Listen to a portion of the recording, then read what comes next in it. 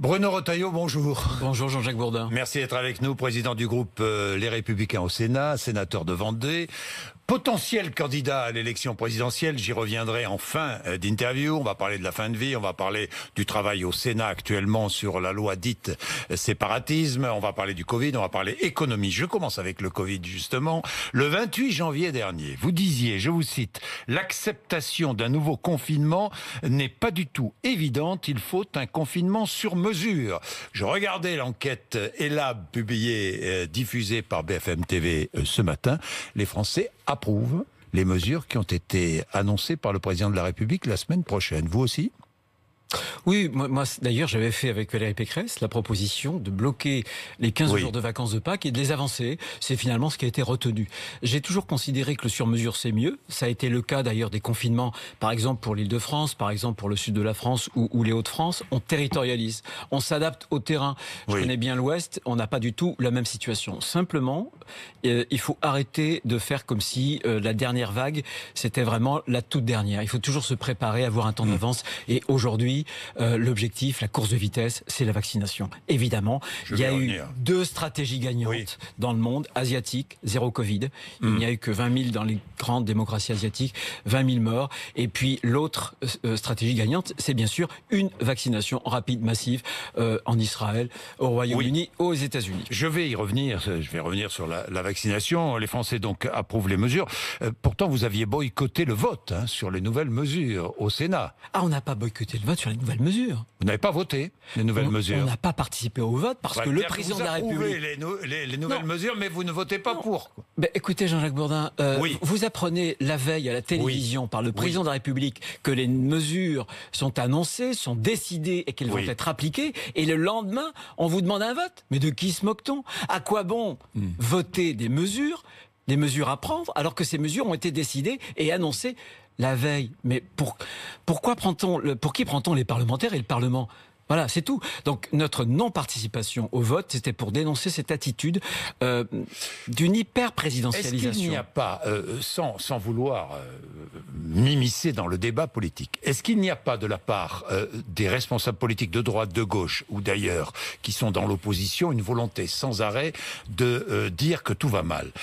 Je recite ce que vous avez dit, c'était il y a 8 jours. Nous sommes en matière de vaccination au 51e rang mondial.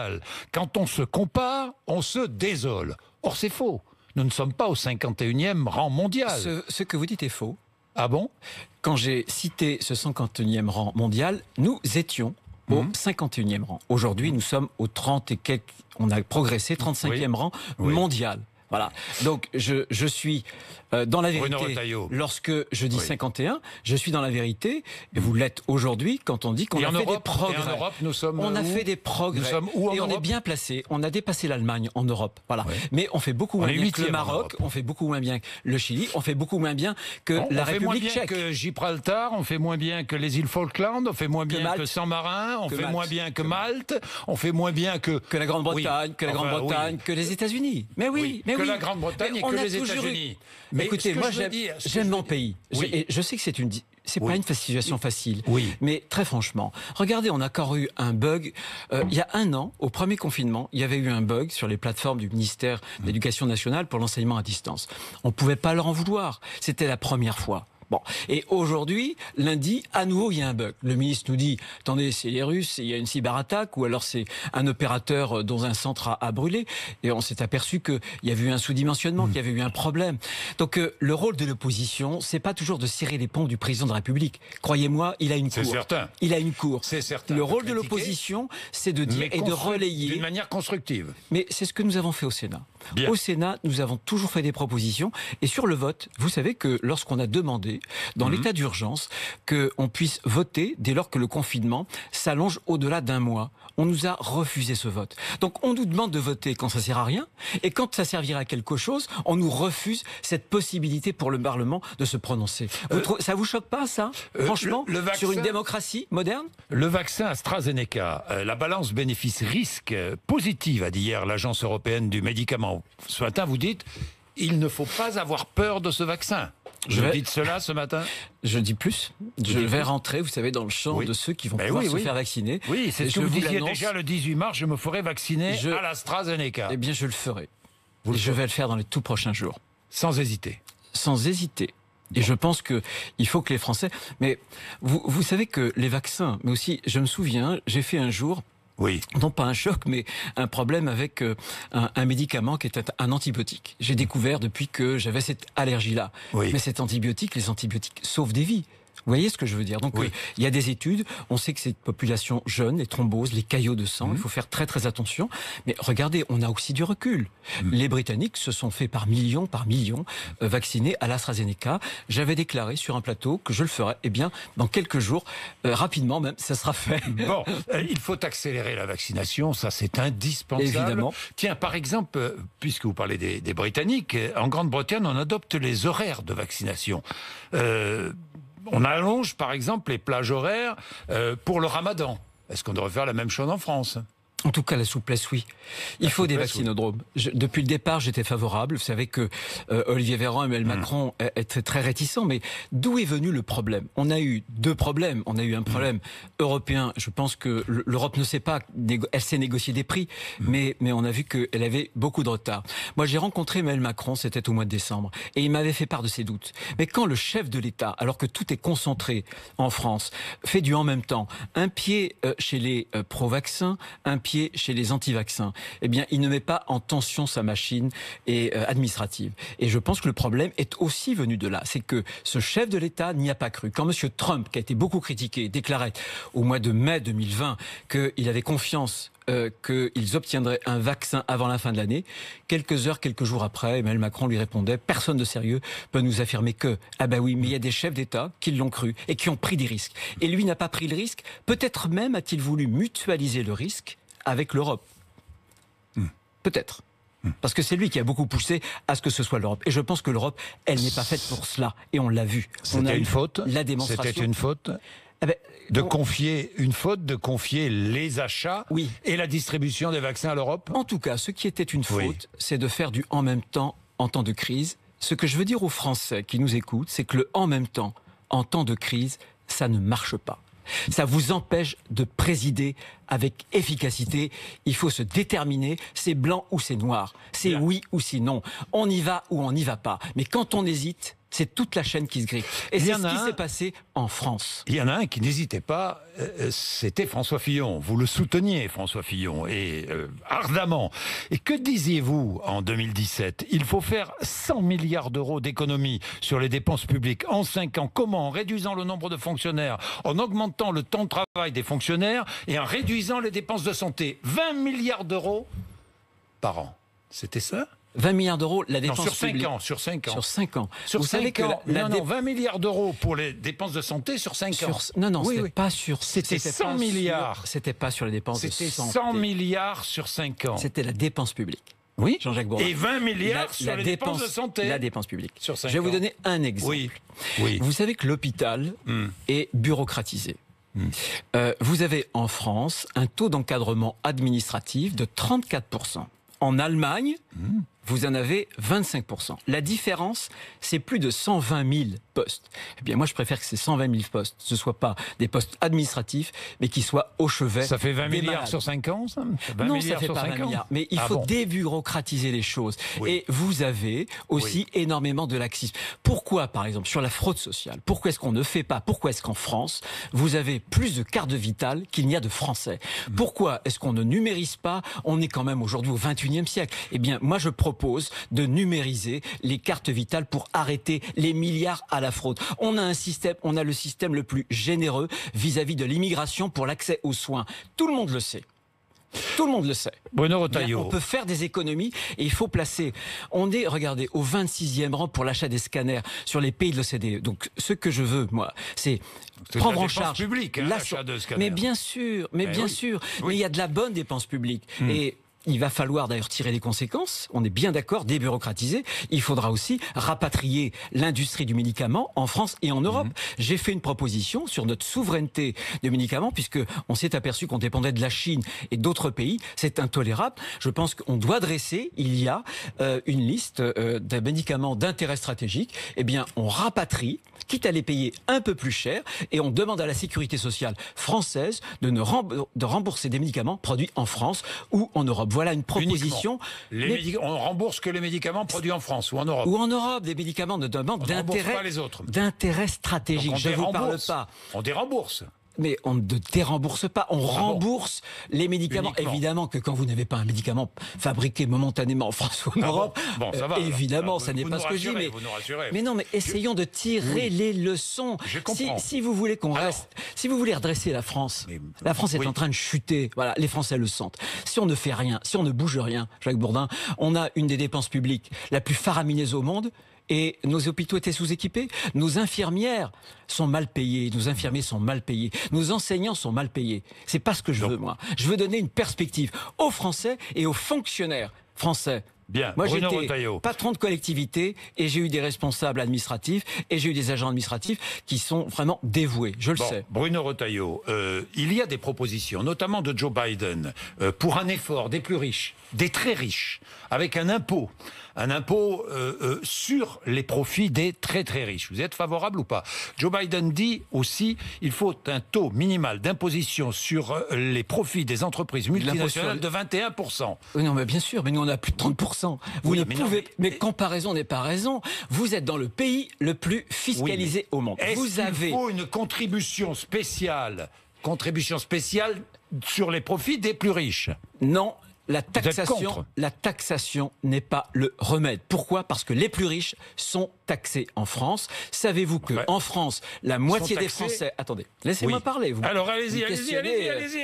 Je réponds. Eh bien, parce que c'est une réponse importante. Mais oui. Il y a la moitié des Français qui échappent à l'impôt sur le revenu. On est d'accord. Et parmi ceux qui le paient, vous avez à peu près 2% qui paient 40% du produit fiscal de l'impôt sur le revenu. On a en France une machine à redistribuer, l'une des plus performantes, si j'ose dire, en tout cas les plus massives. Et aujourd'hui, on le voit bien que ça n'est pas en taxant plus les entreprises. Vous savez que les entreprises françaises, donc l'emploi en France, supporte 5 à 6 points de PIB de plus que la moyenne, non pas mondiale, mais que européenne.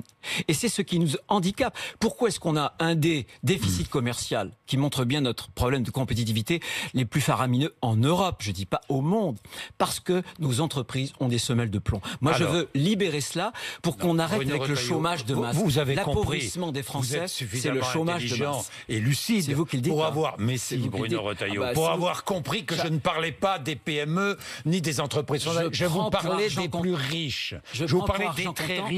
La crise sanitaire a profité aux milliardaires français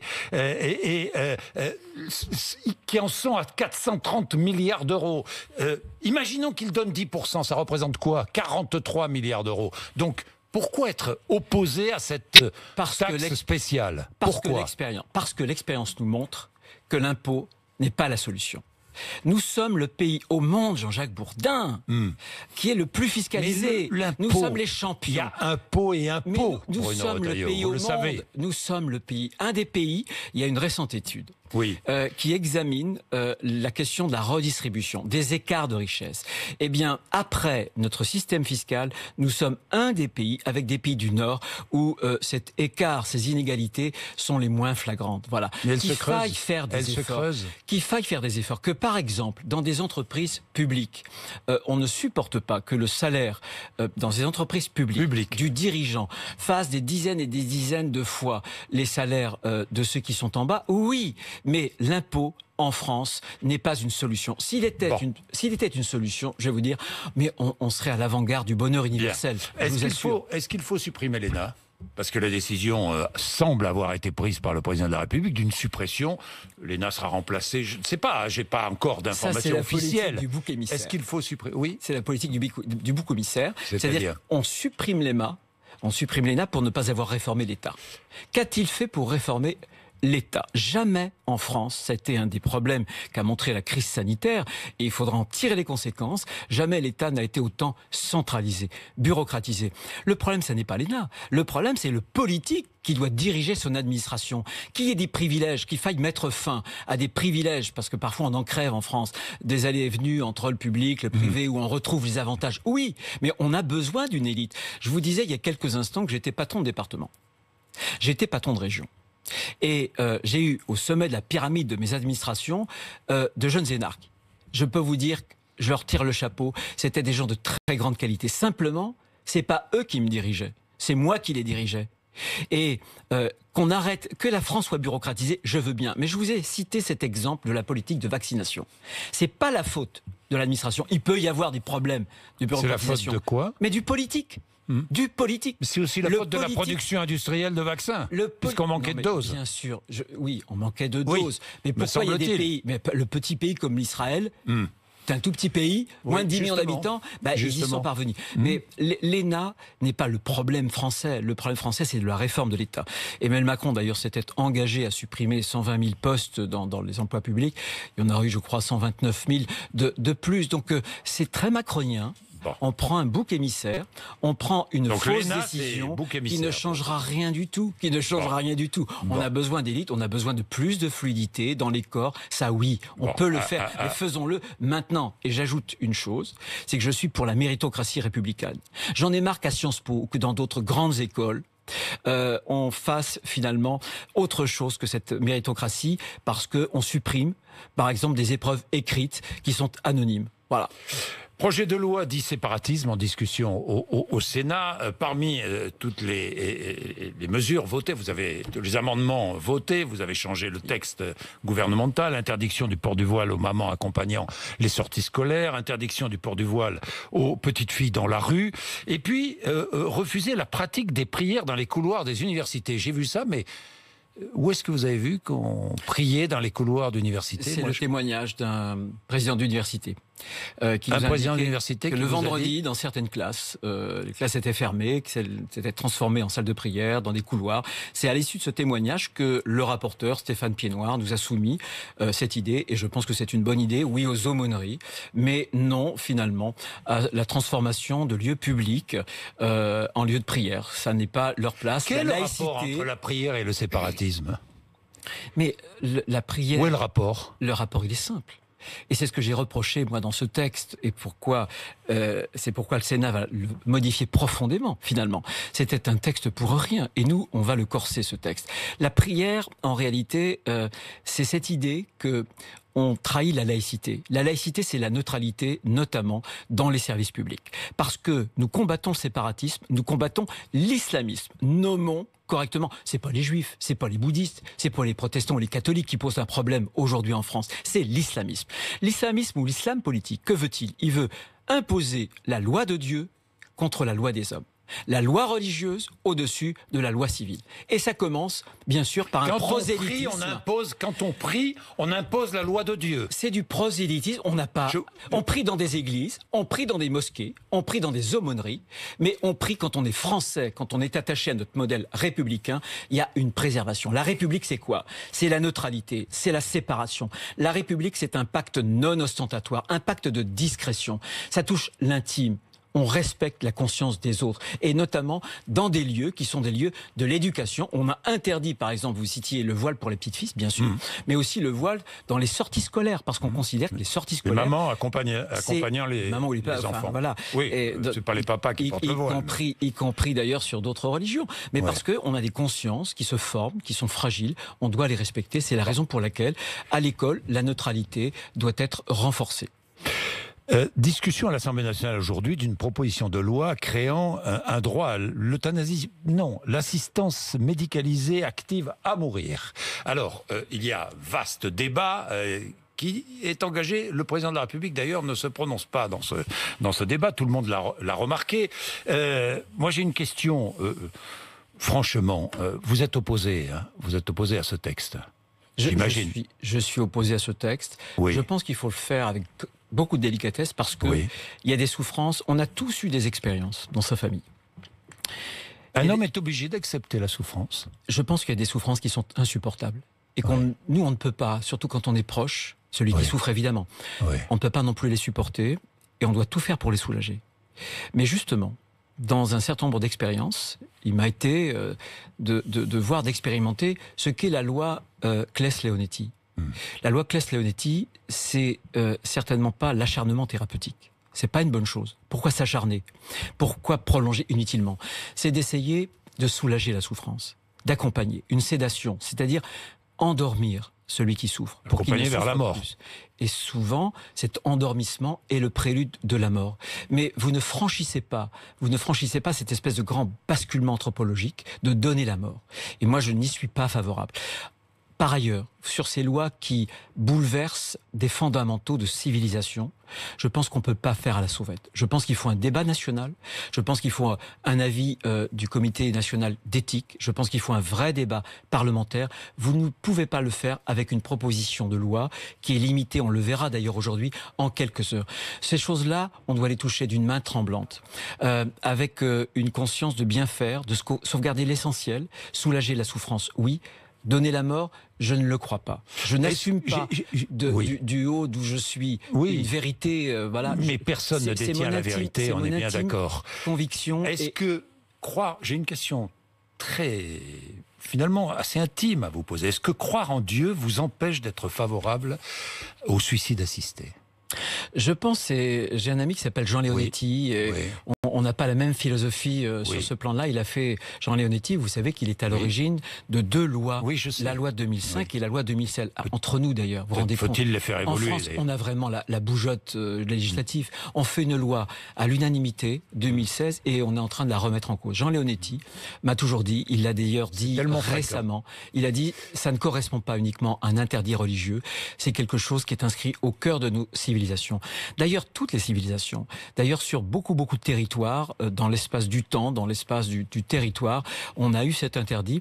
Et je pense que croire en Dieu, avoir une foi ou ne pas l'avoir, avoir une autre sagesse, peut nous amener à la même conclusion. Ce respect de la vie, mais en même temps ce respect humain de celui qui souffre. Et qu'il faut absolument soulager. Je pense qu'aujourd'hui, dans la loi Claes-Leonetti, qui est peut-être mal connue, on a des moyens. Et encore une fois, je vous assure, j'ai malheureusement pu avoir cette expérience-là, et on peut soulager quelqu'un. Alors évidemment, on endort, et on ne sait pas si cet endormissement va précipiter la mort ou va prolonger, on ne le sait pas.